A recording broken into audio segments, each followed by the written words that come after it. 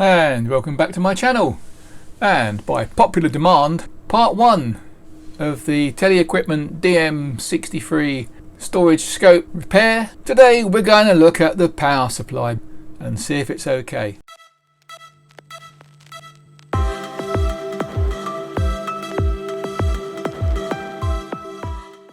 One comment which I'll pop up on the screen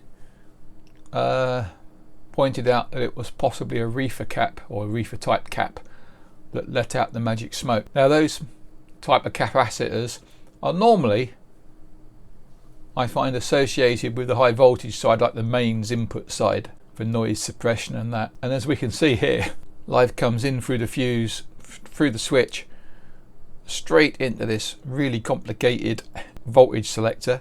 I've never seen so many taps. 5 volts, 105 volts, 115, 125. You can make a lot of combinations out of that. Yeah, it's quite complicated. But then again, and then there are 5 output windings. Now this one we can kind of discount. It goes straight to the CRT heater, and we'll look at that. This one goes off to some other heaters in the tube for the flash guns, which are part of the storage system. But the first one to look at, that is the main control, is this one here, and this is the minus 24 volt supply. Now this is the only one that has a comparator. 407 and 411, this long tail pair form a comparator, and on this side we have a 6V2 Zener and a normal diode. So that should be giving us about, if we go by 0.6 volts across that, a 6.8, and it does say down here, look, 6.8 volts. So that's the reference voltage, and here we have the minus 24, and of course we adjust this pot until we have exactly minus 24 volts on here and 6.8 volts on here, and then the error signal coming out here will drive these pass transistors, and so effectively they're regulating the positive line, but as it's a negative supply, the positive line is going to ground. And then down here we have a current sense resistor, and so the current flowing out of the minus 24 flows through this, and then when the voltage between the emitter and the base gets above 0.6, this will turn on and it will drag this output more negative and turn these off. But there's also a bias current coming down here and down here, so not only have we got to get like 0.6 of a volt between there, effectively it's between this resistor and that resistor, so the 0.6 is shared across there. So it's a bit more interesting. It's not just 0.6 of a volt divided by 2R7 to give us the amount of current that's required to turn this transistor on, because there will be a slight voltage across here, so there's a bit more calculations. But that said, that allows us to set the minus 24 volts, and if we come up we find that voltage is fed into here and forms a potential divider to this transistor, which again is then driving these, which is regulating the positive side of the plus 24. And again down here we have 402, again measuring the voltage drop across that resistor to ground gives us the current limit, and then when that one turns on, it will, where's it gone? When it turns on, it will pull this point up, so effectively turning this one off and reducing the current until eventually there will be no current. And then again we go up, and the same again, we have a potential divider up here, and that is controlling the 105 volt supply, but its circuit for the current limiting is a bit different. It has an extra transistor in the mix, and this one actually acts a bit like a flip-flop. It has two states. It has like the working state and then a fail state, and if the current through here is high enough to turn on 401, then it will latch in the opposite state, and so it will turn off the 105 volt supply, and that supply will remain off until you recycle the power supply by turning it off and then back on again. So that's the circuit of the power supply, just a kind of brief overview. So next I think we'll get the board out, because it comes out as a module, because if you look over here there are connectors shown, SK401, and then COM3, COM6, COM7, which are it's an edge connector. So there's one edge connector taking the power onto a back plane, which is also the vertical driver board I think, and then there's a socket that takes the power off to possibly the time base. I haven't delved that much deeper, and here you show us an outline of the pinout for that socket. So having looked at that, I think we'll start thinking about taking it apart. Oh, and of course the big culprits for going wrong: 330 microfarad at possibly 134 volts working voltage, and a 2.2 capacitor, but that's only 30 volts, that's not going to be too bad. Another 2.2 at about 30 volts, probably slightly less because that's a 24 volt output and that's a 26 volt output.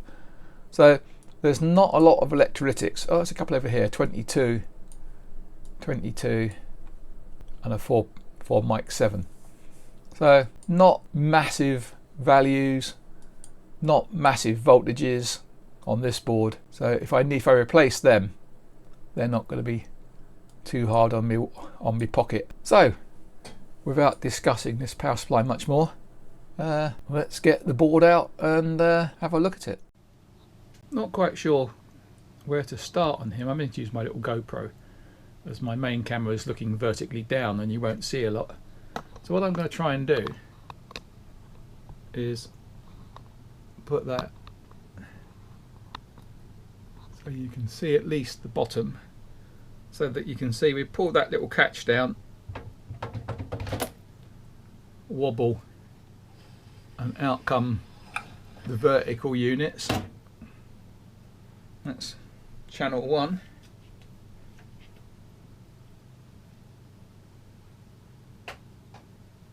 And then we do the same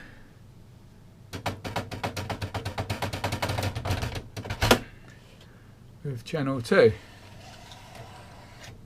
So that reduces the weight slightly, not a lot, but it's reduced the weight a bit.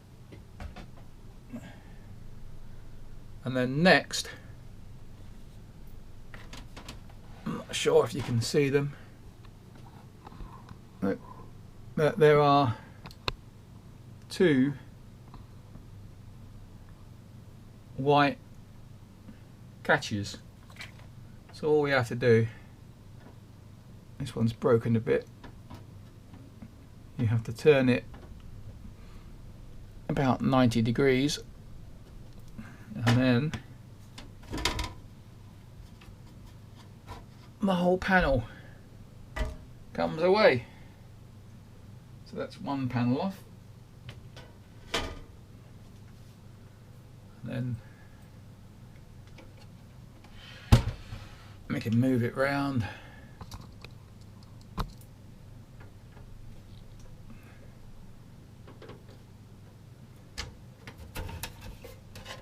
That's the second panel off. Right, so there's the tube with all its screening. You can bring it round again.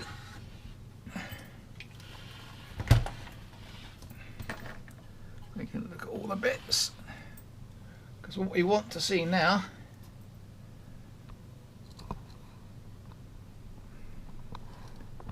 is that bit down there, which has got the mains lead attached. And there's 2 screws here.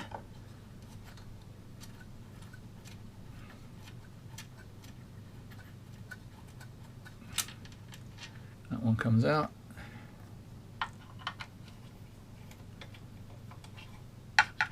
This one comes out. And once this power supply is out, we can then go back to the overhead camera and have a better look at it. And then we need to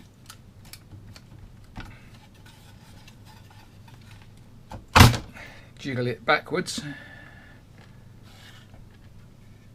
and it starts to come out.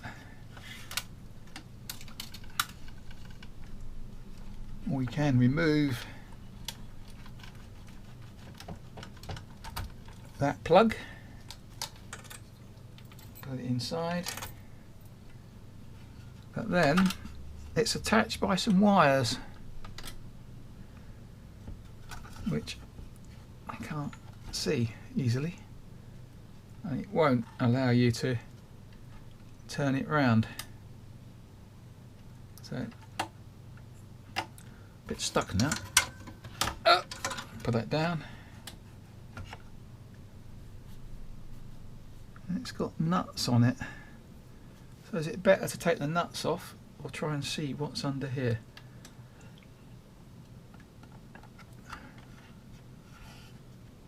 Could be screws, so you might have to bear with me. I should have cleaned my bench before I started this. I need to somehow rotate that without crushing too much. Aha!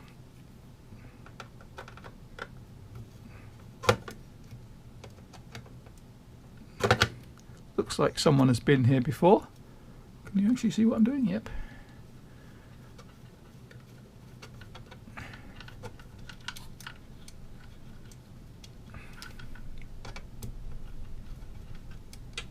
I'll do that one.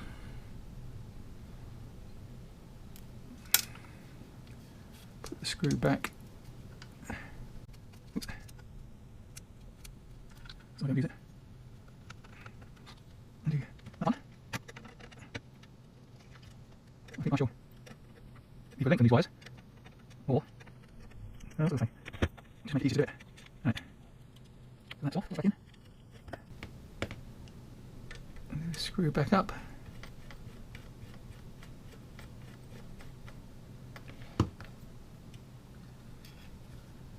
Right, move that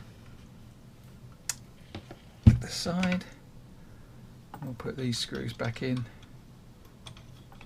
As I say, I don't want to lose anything because these could be American threads, which means it could be awkward to find replacements. I'm not sure if you can see in there, but that is the motherboard, and that's the drivers down here. You can see my finger. They are the Y channel, Y deflection plate drivers. So let's pull back and we will go back to the overhead camera. Right, here we have the power supply unit out. This is the power switch, and these are the three big electrolytics, and there's a smaller one. Can I find any more? I think this needs a hoover. And what's more worrying, of course, is all the transistors are in sockets. Oh, this electric, it's the Philips. That one seems to have started to remove its can. Yeah, so they're all Philips actual,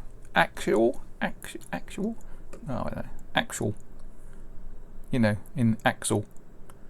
There you go, got it out in the end, or something like it. Always another one down there. So there's 1, 2, 3, 4, 5, 6, 7, 8 that I can see.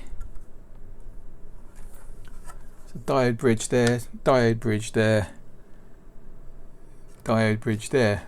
Strangely, that those diode bridges are the same. These diode bridges have got white diodes, and I think this probably is the 100-volt supply. Yeah, 330 microfarads, 160 volts working. So I think these can all be reduced. They'll reduce in size. These I might have to put a different style of body, because these end the axial ones. This style is getting harder to find, as the Deaf Bomb will say. We'll let you know about that. So, do we turn it on first, or do we give it a clean first? I'm all for giving it a clean. But what with? I don't know. Because I don't really want to. So I could start moving all these about, but if you start touching these, then there's a good chance you're going to upset, the oxides that have built up on the leads. And this is strange. It's got two metal can ones where there are. Oh no, there's a metal can one there. Just seems strange that they've got metal cans where others don't. That's about it at the moment. Just need to find a decent point to pick up the power supply points to measure, decent 0 volts. I do like the lacing. Not the best lacing I've seen. I can do better than that. Plus I should turn it over and look for the obvious dry joints. Well, solder splashes. Someone has been here.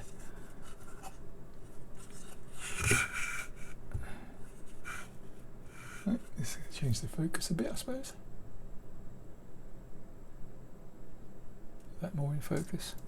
A bit of reflections from that light. So a bit strange here, look. Cut tracks and a wire link. Cut track. So not quite sure what's been going on. Why would someone have cut the tracks? Is that a cut track there?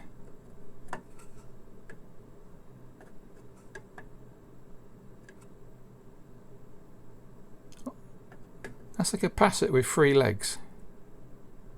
That's a capacitor with 3 legs.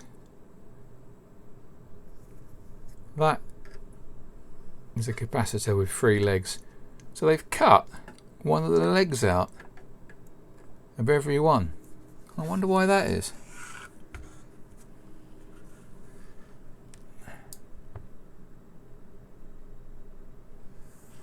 They got those capacitors are all made by, they're all Pi branded.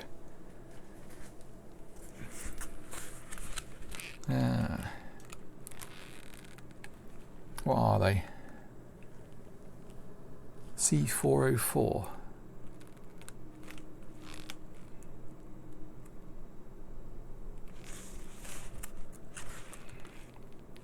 And the C404s.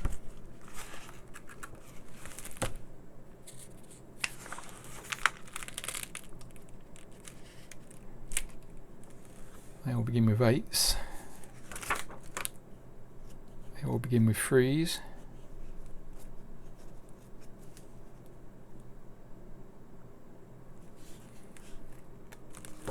Where are the oh, there's the capacitors.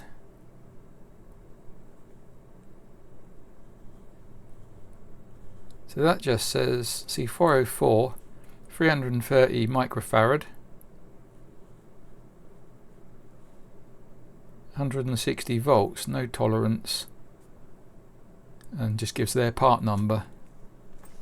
Doesn't actually say if it's a brand, what brand it is or not.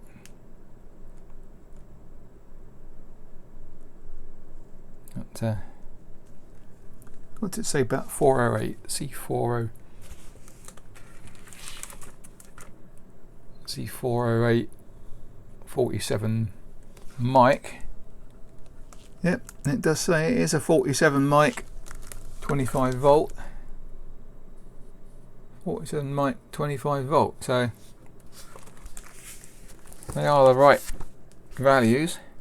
Just not sure why someone's gone to the trouble of cutting the legs. Maybe I'll have to see if my LCZ meter will actually fire up and work. It's a bit temperamental. Yes, I think it needs a clean, and we need to look at the circuit diagram. Try and work out where's a good point to pick up the voltage. So what I might do is just take a picture of that, and then I can overlay some measurement points. I'm not sure how well this picture is standing out, but these are the three output capacitors. That's the output capacitor for the -24, that's the output capacitor for the +24, and that one there is the output capacitor for the +105. But the 105 side is underneath. But there's a link that links